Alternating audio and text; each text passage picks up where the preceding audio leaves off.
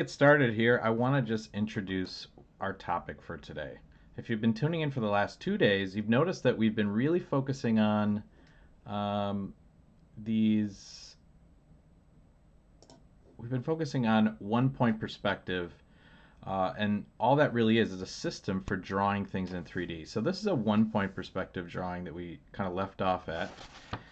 And we also did some three-dimensional drawing in that first day where we were talking about using a vanishing point and a horizon line to create the illusion of depth or 3 dimensions. So, excuse me, we've covered a lot of ground. And if you'll bear with me, the interesting thing about what we're going to be talking about today is going to be how you can show something that's not directly facing you or at a right angle. So let's just talk about what we're focusing on. So let's look at this shape here. Okay, this square is directly facing us. So when we talk about perspective, think about your perspective, your angle of viewing things. I want you to imagine yourself right in the middle of this drawing, looking directly down this kind of like alley, right? Directly into the distance. So any object that's facing towards us is going to present just like a regular shape. So this square isn't going to be distorted like the side of it because that face of that object is going farther away from us. Hey, Sean's in the chat. Welcome, Sean. Good to see you. Let me know if you can't hear me or anything. But it's as we're going today, if you have questions or you want to see how this would apply to your techniques or your specific issue, I really want to help you guys out. So Sean, it's going good. Hopefully, you guys are staying safe, staying indoors, washing your hands. And again, I'm just trying to make the best of this situation. And if you've ever been wondering what it feels like to be an artist working on your own every day, this is kind of what it's like. So, really take this as an opportunity to get your voice out there. All right, good news. The audio is perfect. And then, just if you're noticing, we're in black and white today, so we can see all of the lines. And I just want to make sure that we're on the same page before we jump into our new drawing. So I'm excited to have you guys. I've been experimenting with the format here. So if you are on Instagram, be sure to follow me on Art with Anderson. It's hard to see on this font over here, but it's art underscore with underscore Anderson. Be sure if you do any drawings today, I'll give you a second to get your ruler out, your pencil and paper. And if you guys want to tag that stuff, tag me. And we're going to be using the hashtag daily draw along to see if we can get people in here to see if this is going to be a good opportunity to share and keep people creative and busy while they're kind of stuck indoors. We know it's not an amazing time, but I always believe that number one and key to success when you're to survive and to grow is a positive mental attitude. So I believe that creativity is a way to do that. So let's dive in without much further ado. All right, so if we go through this drawing again, a couple key terms, let's just label some stuff. We had a horizon line. So the horizon is where the sky meets the earth. For a 2-point perspective drawing, it's going to be identical, except when it comes to our vanishing point, when we say 1 point, right, it's referring to one vanishing point. So if you have one vanishing point for an object here, that just means that it's generally centered along the horizon. But what we haven't covered is, like, let's say we wanted this cube to be rotated like this, so that instead of the front face here, or it looks like Sean's going to upload his drawing when he's done. Sweet. I can't wait to check it out. So see this angle here. Let's picture if that is going to face us. So we'll do some setup here. Give me a second to get a new sheet.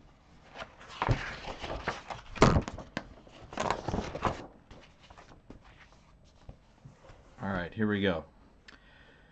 So it's really important to use a ruler when you do this type of drawing. In my experience, it's just going to save a lot of hassle. You can do it by hand, but you're not going to get as crisp of results. The other thing is make sure you're starting with a sharpened pencil, or if you have to use a pen or a mechanical pencil, that kind of rules it out. But if you use a pen, obviously some of the erasing that's required is a little bit frustrating. So I'm going to sharpen this real quick so we get nice and crisp lines.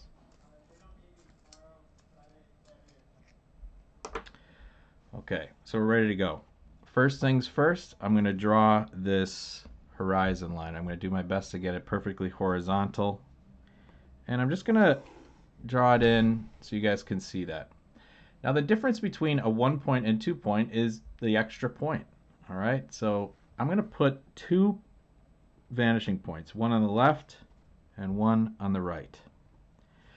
Okay, now we talked about 3 different lines in the past video, and that is going to be your vertical line, your horizontal line, and then a converging line. So the issue is we're going to definitely have converging lines because we have vanishing points. So any line that goes to a vanishing point is called converging. It comes together at one point. But when it comes to vertical lines, we also have those. That's the height of our object. So for example, if I draw a vertical line over here, slightly off to the left, okay, picture that as the front corner of the box we're going to draw, okay? However, horizontal lines, you will see it in your horizon, but you won't see it in too many of your objects. And I'm just going to move forward with this shape so you'll get an idea of what I'm talking about. Normally, if we were drawing the front part of the box, we'd draw a square which would have 2 horizontal lines. But since we've turned the box, the 2 faces are facing away from us, but they go to 2 different vanishing points. And I want you to see this. So instead of looking for corners, we're looking for the end points of a line segment right here. So I've put some 2 targets here, and I'm going to start with my left vanishing point. So anything on the left side of this vertical, I'm going to connect over here. So same thing, we pivoted around here. I'm going to draw a line right here to this target. Same thing over here. So these lines are called converging lines because they go to a vanishing point. Now in the past, since we only had one option for our target on the horizon here, the thing is we have 2. So anytime you see this vertical line or these new targets or corners or ends of line segments, we're going to connect it to the second vanishing point as well. So I'm going to do the same thing. I'm anchoring to this vanishing point right here, and then I'm going to go to this bottom of the line segment. Same thing with our top point. Let's take a look. I want you to imagine this. Right now it looks like 2 triangles or some kind of like boomerang shape. But I want you to think about some of the same ideas that we had before. So this vertical line represents the height of a future rectangle. And this would be, if you could picture a really long fence, like if we're standing at the corner of this fence that goes off into the distance to the left and to the right, that's what we're trying to draw. So if I want to turn this into a box, the tools that I have are vertical lines and converging lines. But there's 2 types of converging lines now. One that goes to vanishing point A, one that goes to B. All right? So we'll use that as our point of reference so you know what I'm talking about. Since we already drew this line out, let's just say I want to cut this off. I'm going to use a vertical line. So I'm going to start here just to get my angle right. I'm going to slide it over carefully. Let's cut it off right about here. Now be careful to make sure that this is vertical. If it gets off like this, you're going to really mess with the way that you're going to see this shape. All right, I'm going to do one to the left of this original piece, and I'm going to do a vertical line, so double checking, I'm going to move it over to about here. I'm going to connect those 2 lines. Now what we've done though is we've created some new targets or points or intersections, right? So it connected those 2 converging lines with vertical lines. So I have a couple new points. Now the tricky thing is we've created, think of this as like 2 cards or 2 pieces of paper, one standing up on the left side over here and then over here. So 2 faces, but they're kind of heading in 2 different directions. One of them is heading towards this vanishing point, this one is heading towards A. All right? So the interesting part is think of what the back side of this cube is going to be. We're basically going to copy and paste this shape in our mind and push it back so it connects right here. So we'll have another point here, but the trick is connecting it to the right vanishing point. So I'm going to connect this point to B.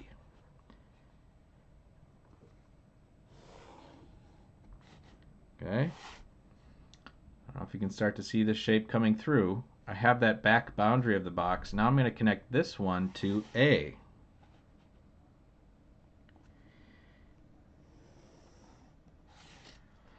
So now what I have is this three-dimensional box.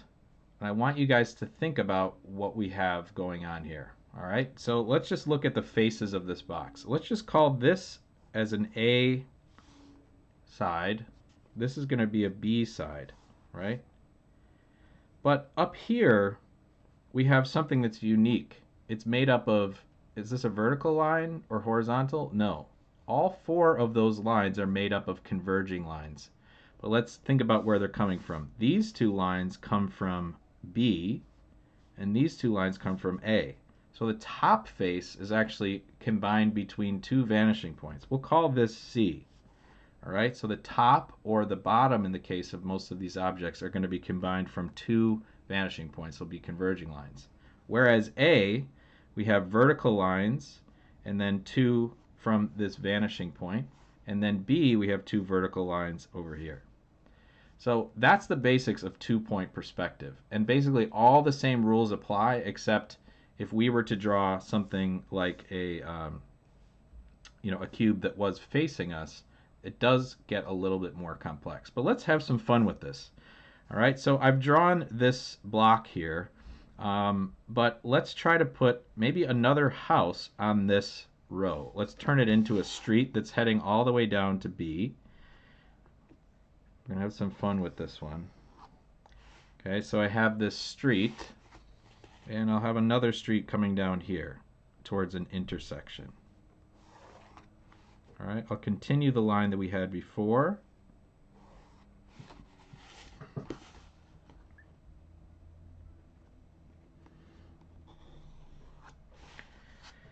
And let's picture this as a little bit of a town or like a crossroads.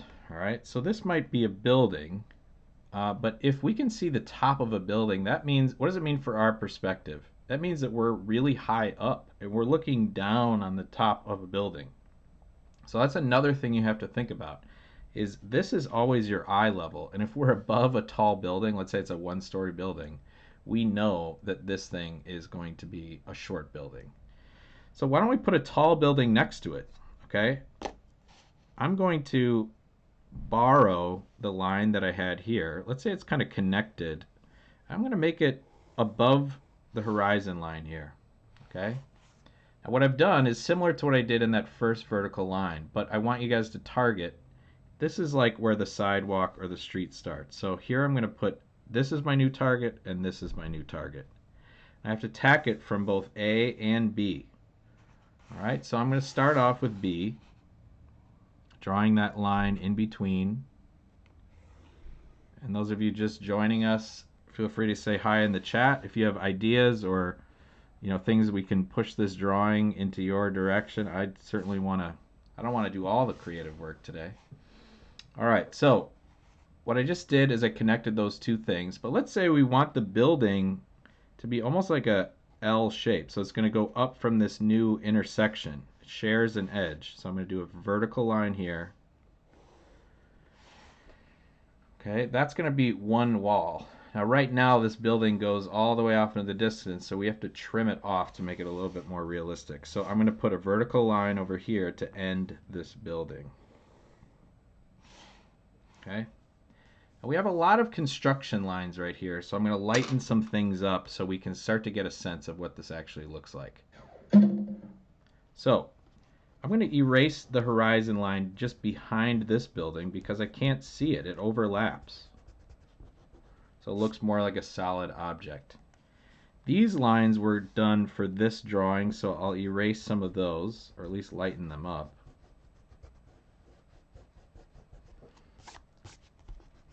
And you can start to see that this looks like more of a freestanding building. I'll even erase over here.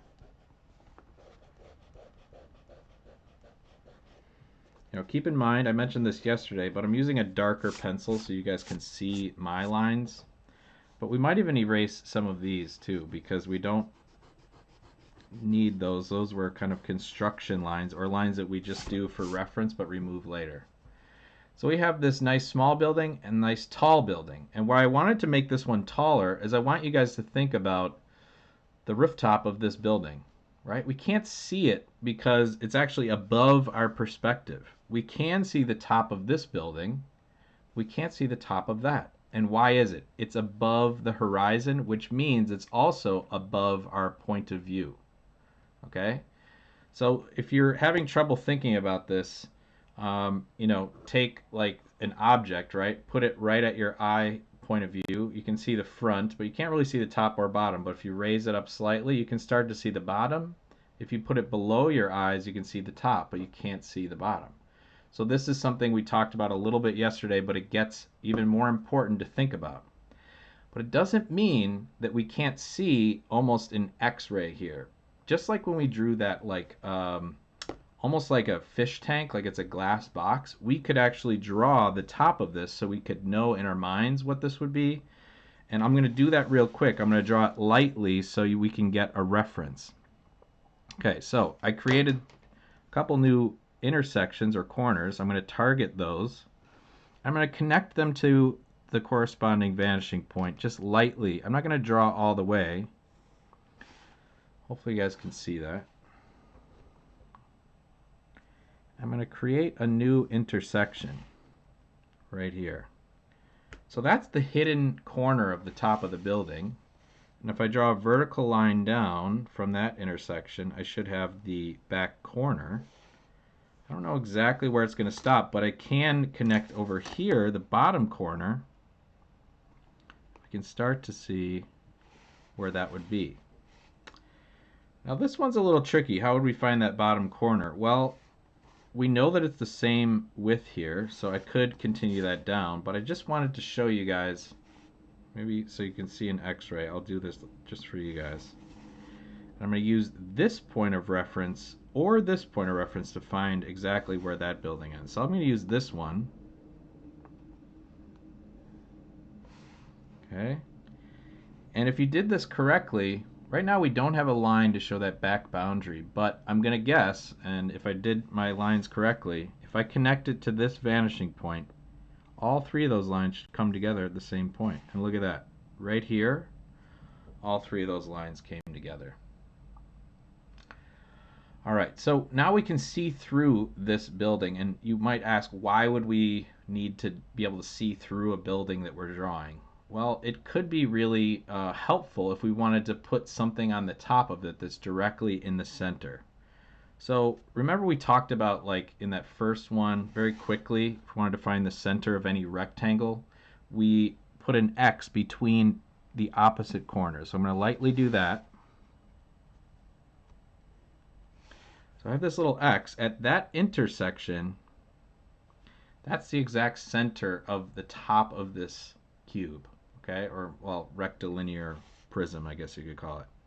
But let's say I wanted to create, kind of like the Sears Tower, I wanted to create this box that's going up even taller on top of this one.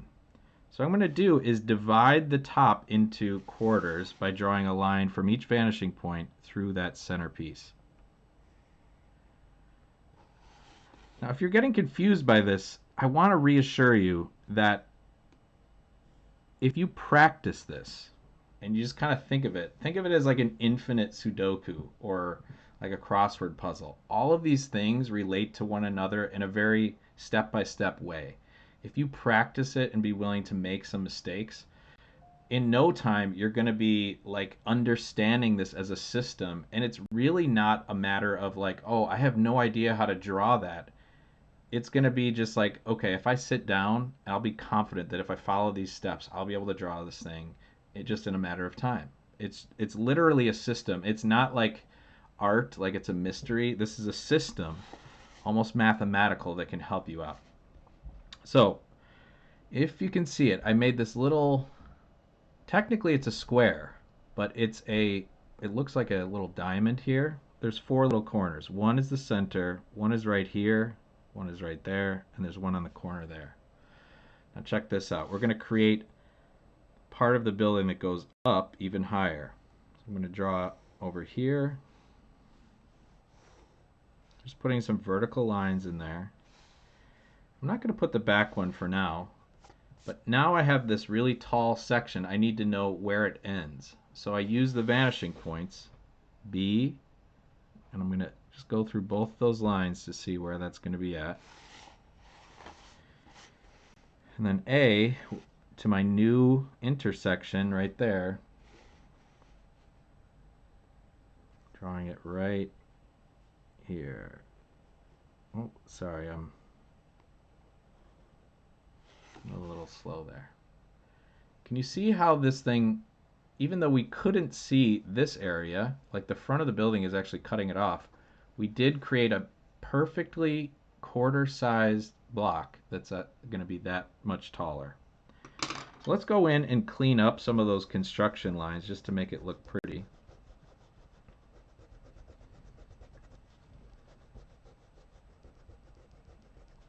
The other trick of this is kind of a general drawing rule, and that is break complex shapes down into their simple shapes. And that's exactly what we did. We were just making rectangles and stuff like that. And again, it might be frustrating that we have to do all of this, construction lines that we end up erasing, but those lines give us a lot of information that we can use in other parts of our drawing. So you have to, even though we're drawing in 3 dimensions, we're actually asking you to think in almost like 4 dimensions, see through objects. So it's like, is it Superman that has X-ray vision? I don't even know.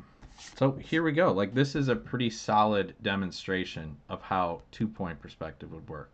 So what I want you to do now is start thinking like, what else could go into this scene? I'm going to drink some coffee here for 30 seconds while you guys think of some ideas what we could put into this scene. I'd love to hear your ideas.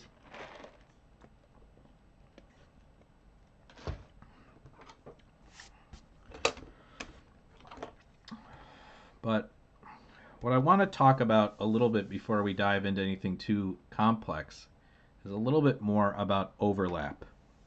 Okay? So we talked about a concept called depth, right? So if I think of the word depth, you could think of something like, oh, it's a lake. How deep is the lake? In drawing, the illusion of depth is created by a few things. One of them could be drawing in perspective. So showing that something is far away by creating a smaller version of it and shrinking it based on these lines to tell us how small to make it, to see how far it is away so our brain reads it. The other way is showing overlap. So I'm going to show you a few things. Our brain is capable of deciding like which thing is underneath the other based on where it overlaps.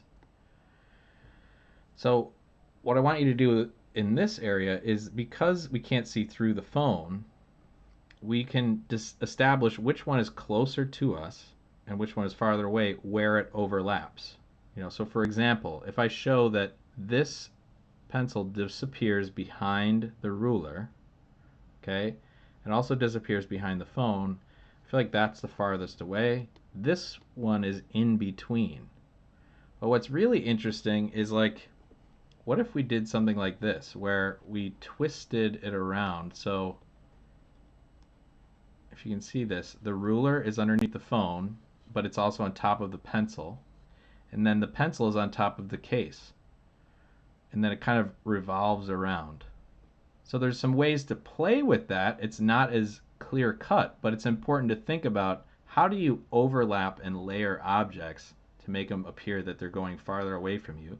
And then as an artist, if you decide to make an optical illusion, you can play with some things like this.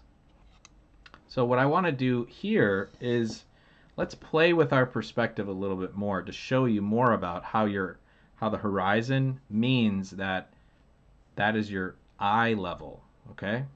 So if we're looking down on a city street and this is a small building and we can see the rooftop, okay, this is a tall building, we can't see it, it's above our perspective. That means if something is closer to us, let's just say this is the street corner, you can see it here. Well, there's going to be, let's just pretend that there's maybe an open field right here. So I'm going to draw an open field by using this line.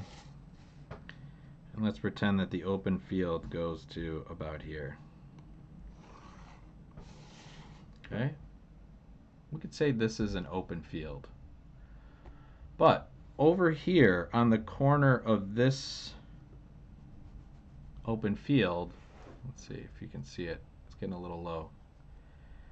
Right here, another building starts, and it's actually going to be taller than where we're at. So picture yourself in a tall building, maybe about halfway up.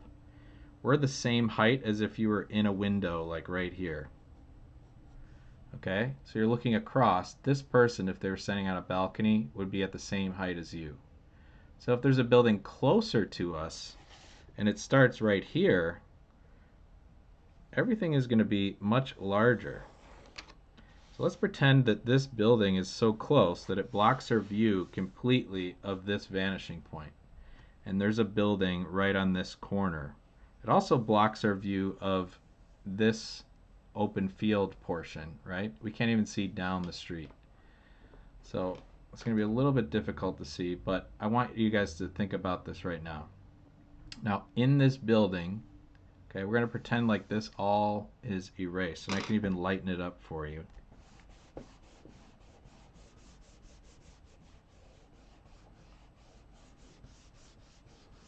I'm going to leave my vanishing point there. Think of this as like a brick wall now. It's across the street from you.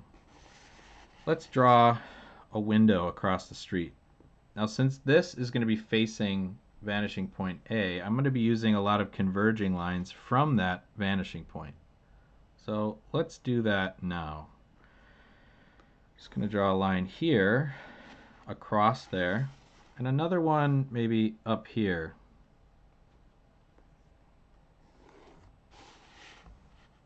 Let me erase my word up here for a minute. Okay, so this is going to be, I'm going to draw some windows here. So let's put another vertical line in between here. I'm going to draw one right here. Okay, we're just going to focus on a window right here. So this rectangle that I created is facing the A vanishing point. But what I want to do is show that I can see inside of this building now, which is going to be really freaky. But picture that this is just a row of glass windows. 1, 2, 3. Okay? But I'm going to focus on this corner right here and this corner here. All right? And what we want to do is be able to see the floor that this guy is going to be standing on. So from this new corner where the floor is, like if it's a floor to ceiling window, let's connect these 2 points to vanishing point B. Let's see what happens.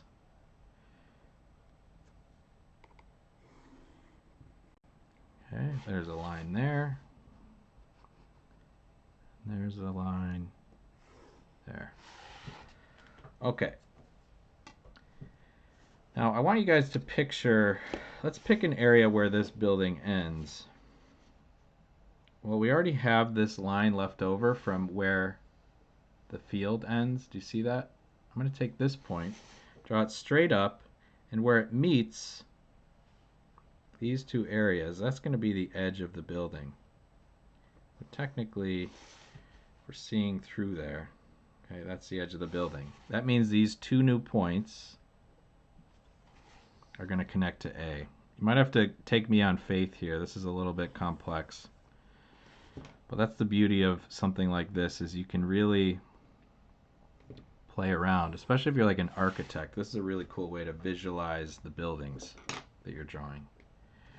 Okay, this is a little bit complex, but here is we just have this building. We're seeing into it. These are really tall windows now that I think about it. Okay? And this is a floor where the guy can stand. Let's clarify what's going on, because if there's a wall back here, we'll have to erase some of these lines.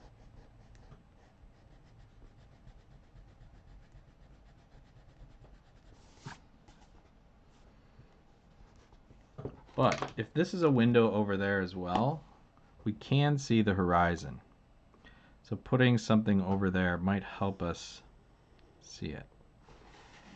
Okay.